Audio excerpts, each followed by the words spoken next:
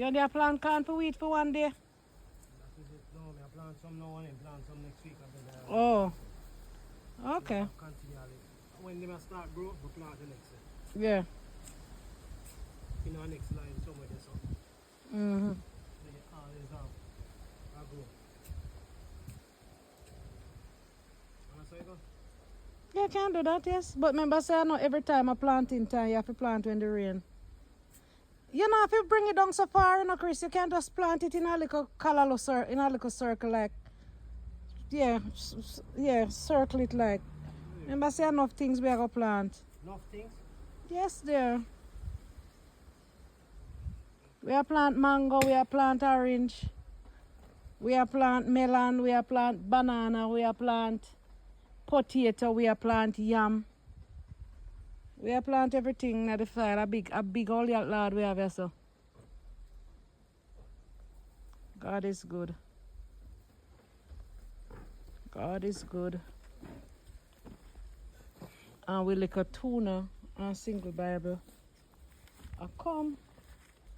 Let me see if it bursts. Come. Hit me, I look if it a burst, aye. The tuna. Here, that plant right there, a guinea hen weed. That is guinea hen weed.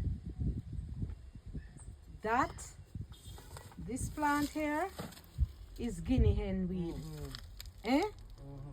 Oh my God. So every medicinal bush that I needed is right in the back of my yard. So all of them the way we are look on are guinea hen weed and we never know. All of them they are guinea hen weed. So yeah, so can't cut. Oh my God, what a blessed property. What a blessed thing the Lord has given us. Oh my goodness.